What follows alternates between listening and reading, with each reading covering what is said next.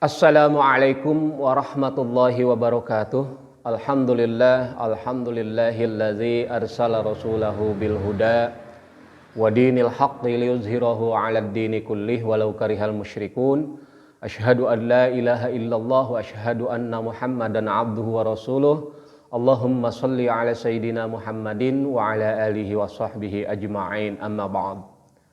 Para hadirin jamaah pengajian yang dirahmati Allah, dalam kesempatan ini kita akan melanjutkan kajian kita dari kajian terdahulu tentang syarat-syarat wudhu.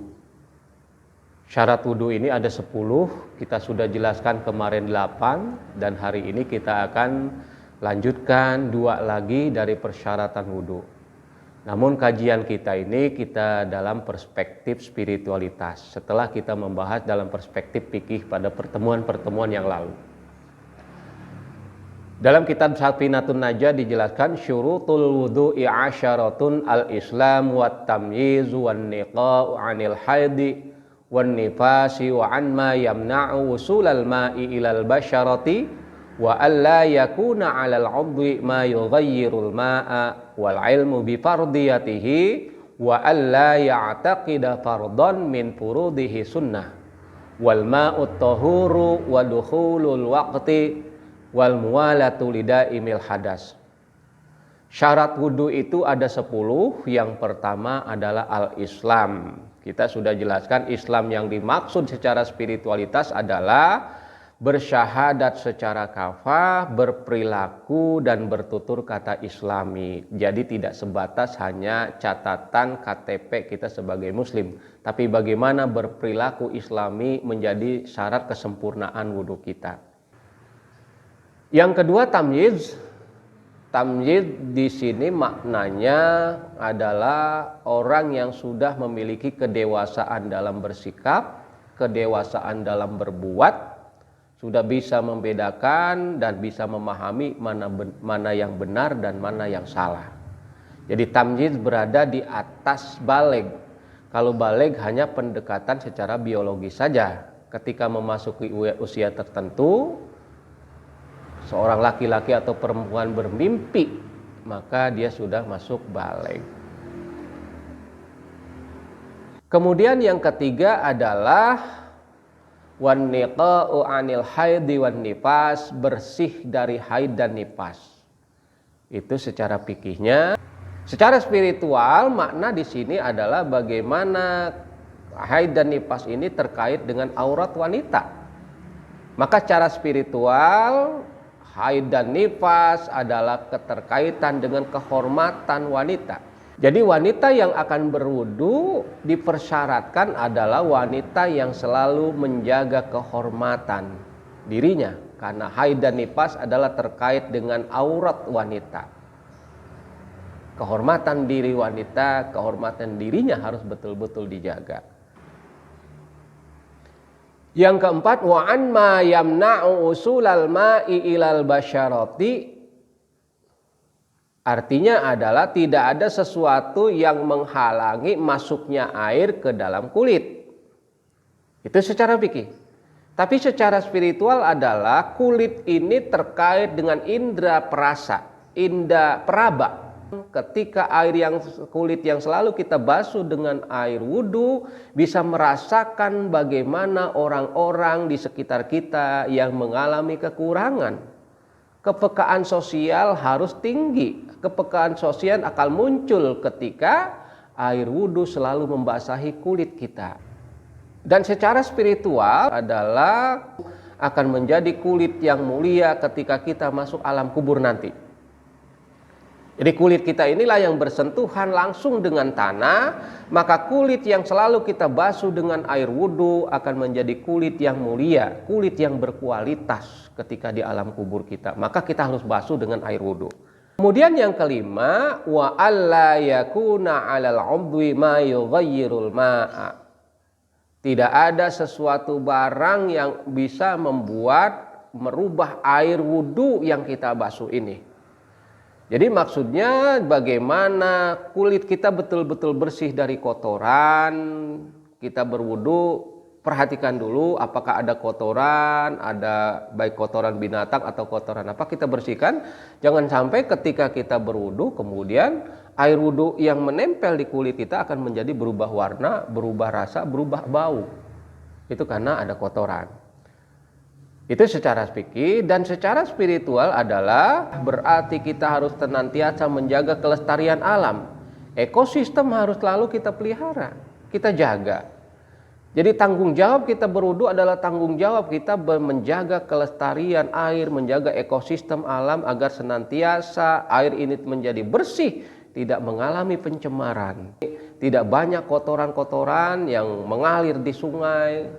Maka kita berwudu adalah bagaimana kita ikut bertanggung jawab terhadap kelestarian air dan kesucian air. Kemudian yang keenam adalah wal ilmu bifardiyatihi, mengetahui semua yang fardu-fardunya.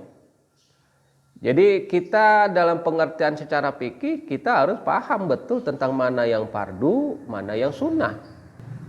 Itu dalam pengertian secara fikih. Pengertian secara spiritual adalah kita menyadari, mengenal kefarduan-kefarduan yang diwajibkan kepada kita.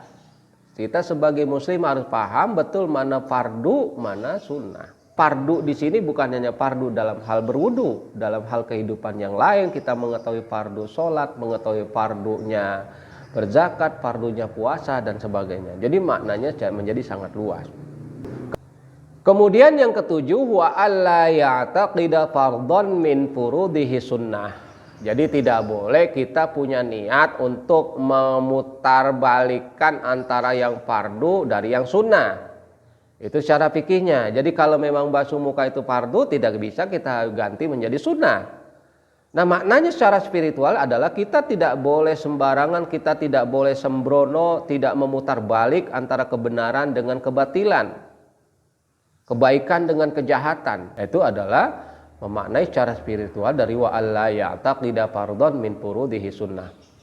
Kemudian yang ke-8 wal ma'ut tahuru. Jadi kesempatan yang lalu wal ma'ut tahuru sampai di sini ya kemarin. Jadi artinya air yang bersih. Air yang bersih adalah air yang mencukupi syarat untuk dilakukan untuk berwudu sebagai alat untuk berwudu kita. Makna air yang suci secara spiritual adalah bahwa air yang suci, air yang selalu menyejukkan, air yang selalu menenangkan. Kita pun ketika dibasuh dengan air suci adalah berperilaku menenangkan, menyenangkan orang. Karena sifat air itu adalah adem, sejuk. Air yang bersih, air yang suci membuat kehidupan kita menjadi bersih, menjadi nyaman, menjadi enak. Nah, berarti kita dalam berperilaku pun ketika bersentuhan dengan air yang suci, ketika kita berwudu, berarti perilaku kita pun harus perilaku yang suci, perilaku yang baik. Itu secara spiritual. Kemudian yang ke-9 yang menjadi lanjutan kajian kita dalam kesempatan ini adalah wadukhulul waqti. Maksudnya masuk waktunya. Secara fikih dimaknai ketika kita sholat zuhur, maka waktu sholat zuhur itulah kita berwudu. Masuk waktu asar, waktu itulah kita berwudu untuk sholat asar. Nah ini kalau kita kaji secara spiritual ini sangat lebih mendalam lagi karena di sini berarti ketika disebut masuk waktu artinya adalah masuk waktu radius Tuhan, kan gitu. Jadi artinya radius sholat itu sudah ditentukan waktu-waktunya. Inna sholata kanat alal mu'minina kitaban mauquta. Jadi panggilan kita sholat. Nah, kemudian dipersyaratkan kita masuk waktu untuk berwudu, maksudnya adalah kita sudah waktunya untuk masuk radius Tuhan. Ya, kita tinggalkan seluruh kesibukan-kesibukan yang membuat kita menjadi terlena dengan Tuhan. Jadi kita betul-betul konsentrasi bagaimana waktunya kita untuk menghadap Tuhan, waktunya kita untuk berwudu. Jadi hubungan konektivitas vertikal kepada Tuhan itu dipersyaratkan dalam wudu itu ketika masuk waktu wudu. Ya. Ini dalam maknanya. Ya. Artinya konsentrasi kita betul-betul sudah masuk dalam radius Tuhan. Ya. Kepentingan-kepentingan duniawi sudah harus kita tinggalkan dulu. Harus masuk radius vertikal kepada Allah. Maka kesucian kita sudah mulai berada di situ. Ketika dia pengen mendapatkan sholat yang khusyuk misalnya, salah satunya adalah memanage waktunya. Ya. Jadi masuk waktu sholat, waktu kita berwudu adalah sesungguhnya secara spiritual adalah bagaimana kita memanage waktu kita. Karena persoalan waktu ini sangat prinsip dalam hidup kita. Kita hidup di dunia ini karena waktu. Ya. Kita hidup selama di dunia ini karena dibatasi oleh waktu. Nah, waktu-waktu radius-radius Tuhan itu, hak-hak Tuhan, itu harus kita penuhi. Ya. Kita usia hari ini mungkin, Pak De usia sudah berapa Pak? Mungkin 65. Jadi jatah Rasul usianya 63. Berarti sudah bonus Pak 2. Nah, bonus 2 tahun. Jadi bagaimana kita persyaratan wudhu masuk waktu, itu maksudnya adalah menyadari betul waktu kita untuk bersuci diri. Ya. Kotoran-kotoran yang menyelimuti kita bukan hanya sekedar kotoran-kotoran tai binatang atau kotoran-kotoran yang sifatnya jasmani, tapi kotoran rohani pun. Ya. Maka radius masuk waktunya adalah bagaimana kita meninggalkan kotoran-kotoran yang dilakukan oleh hati kita, oleh jiwa kita. Ya. Keburukan-keburukan, sifat-sifat perilaku jelek, itu karena kita sudah masuk waktunya untuk berwudu, tinggalkan. Karena radius Tuhan itu adalah radius kesucian. Masuk waktu adalah masuk dalam radius Tuhan. Jadi tidak main-main, berarti kita konsentrasi betul-betul kepada Allah. Karena kita sudah masuk waktu, kotoran-kotoran yang menempel tadi bukan hanya sekedar kotoran binatang, bukan hanya kotoran jasmani, tapi kotoran rohani. Memfitnah orang, ya, kemudian suka berbohong. Tadi itu belum masuk waktu kita masih terjebak, ya.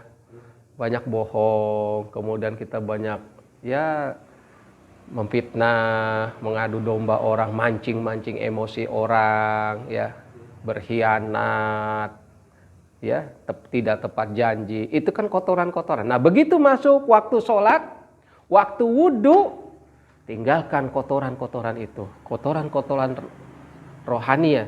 Kotoran-kotoran jiwa yang menempel pada kita itu harus kita buang.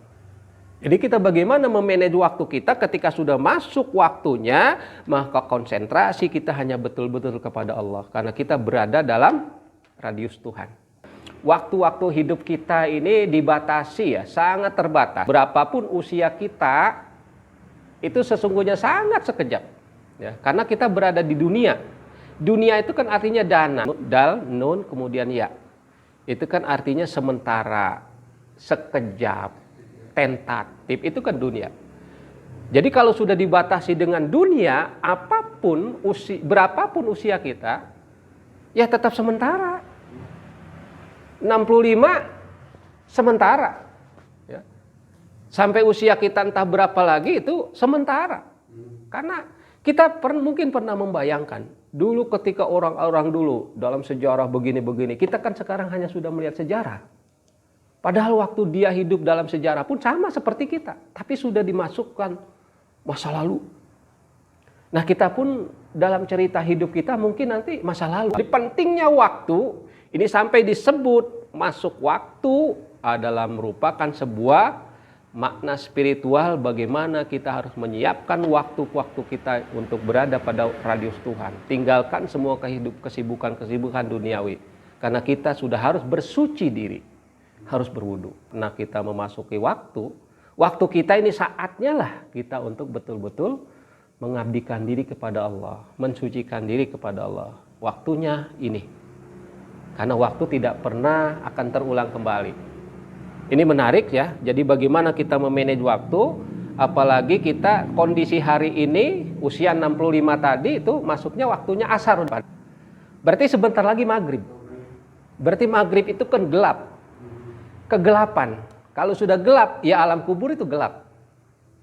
Jadi waktunya sudah, mungkin 2/3-nya sudah habis Pak De. Dari kita tadi terbit fajar, pagi, sampai kita asar, yang belumnya itu yang lebih sedikit, yang sudahnya lebih banyak. Jadi makanya Bagaimana kita melogikakan waktu-waktu kita, usia berapapun kita hari ini adalah kondisi asar kita. Ya. Artinya bukan sebatas orang yang usianya 65. Belum tentu semuanya, mungkin kita yang usia baru 20 ini, jamaah kita ini, yang usianya mungkin baru 40, baru 50, itu sebetulnya waktunya sudah masuk asar. Karena apa? Kondisi disebut asar ini menarik. Ya. Ini saya ingin mengutip pendapat dari salah satu mufasir modern. Ini Muhammad Asad ya. Ini dalam karyanya ya.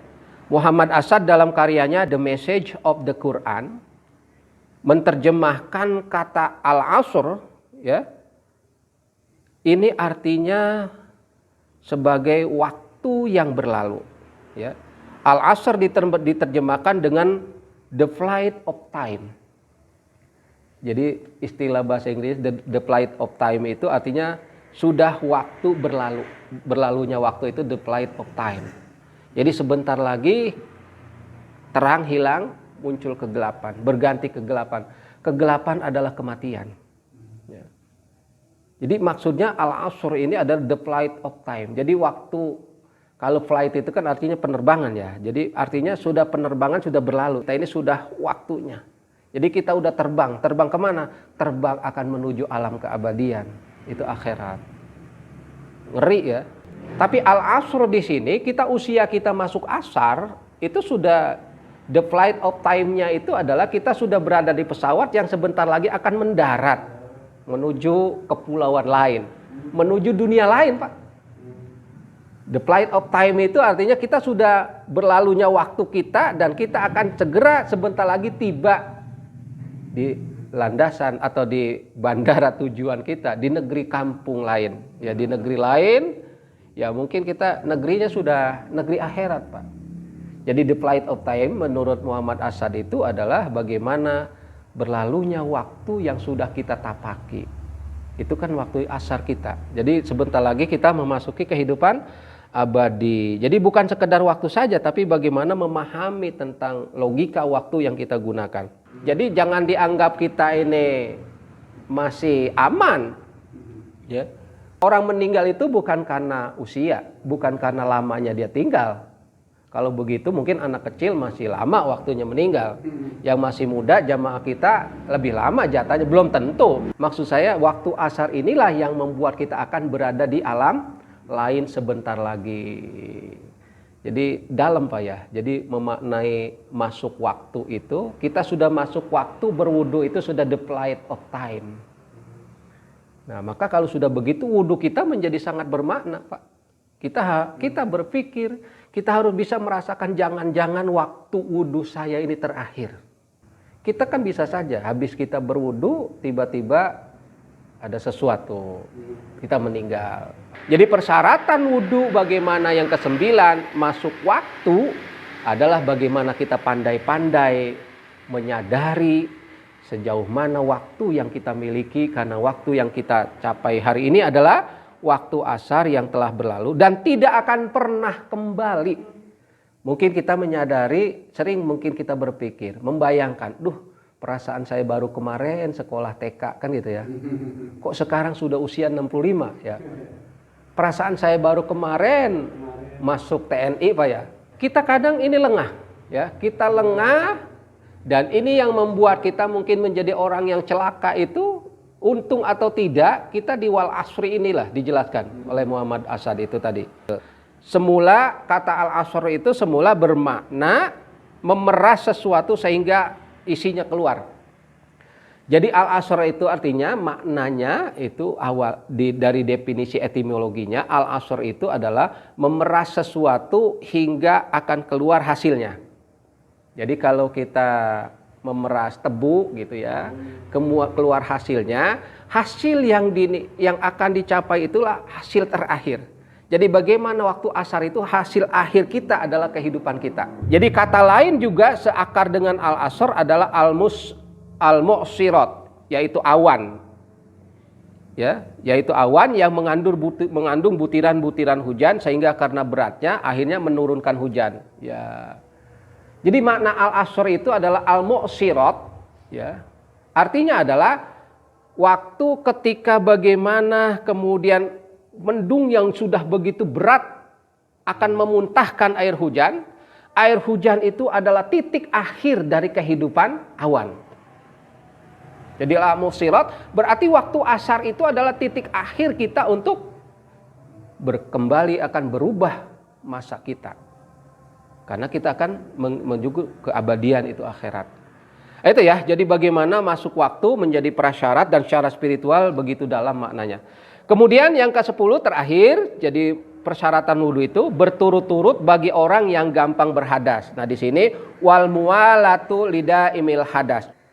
Maksudnya adalah bagaimana kalau kita setiap waktu kita sudah nggak tahan gitu ya. Ini menjadi sangat krusial ya. Kalau memang kita sering terjadi berturut-turut berhadas ya, karena perut sering mulas ya, mungkin apalagi karena persoalan usia. Kenapa harus berturut-turut waktunya ketika kita berhadas? Apa bagi orang yang banyak berhadas? Jadi setiap waktu asar dia wudhu, maghrib dia wudhu, asar dia wudhu, kemudian isya dia wudhu.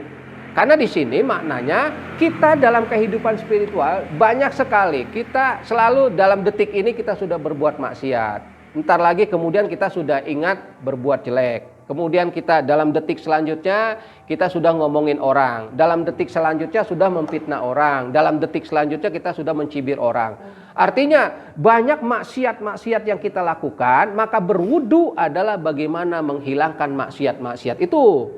Jadi makanya dibutuhkan waktu sering kita berwudu supaya maksiat kita itu terhapus dengan air wudu. Ini maknanya. Jadi berturut-turut bagi orang yang berhadas. Makna secara spiritual ada berturut-turut bagi orang yang banyak perbuatan jeleknya lah gitu, banyak maksiatnya, maka dipersyaratkan harus berturut-turut karena perlakuan kita, kejelekan kita akan dihapus dengan kita berwudu tadi. Itulah persyaratan terakhir.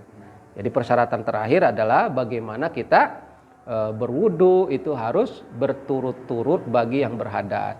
Hadas kita banyak, hadas maksiat kita ya. Bukan hadas hanya sekedar tadi kencing dan sebagainya, tapi hadasnya adalah hadas secara spiritual. Banyak sekali kita perilaku-perilaku jorok kita, perilaku-perilaku maksiat, ya, sifat-sifat jelek kita muncul ya. Maka dalam waktu-waktu itulah kita banyak sering terjadi mengeluarkan kata-kata kotor, mengeluarkan pikiran kotor dan sebagainya. Maka dipersyaratkan harus berturut-turut adalah karena kita banyak maksiat gitulah. Banyak maksiat yang kita lakukan maka harus dibersihkan dengan air wudu berturut-turut makanya waktunya. Oke, barangkali itu yang bisa saya sampaikan, mudah-mudahan bisa bermanfaat. Mungkin nanti kita lanjutkan pada bagaimana yang membatalkan wudu. Kita lihat lagi nanti kita kaji secara spiritualitas secara fikihnya gimana dan cara spiritualitas gimana. Kita masih banyak ya. Nanti di sini ada ya nawaqidul wudu'i arba'atu asya'. Yang membatalkan wudu ada 4. Membatalkan dalam aspek mana nih? Nah, ini kita harus kaji nanti ya. Membatalkan dalam aspek lahir, dari batalnya secara aspek batin. Mudah-mudahan apa yang saya sampaikan bisa bermanfaat. Wabillahi taufiq wal hidayah. Wassalamualaikum warahmatullahi wabarakatuh. Waalaikumsalam.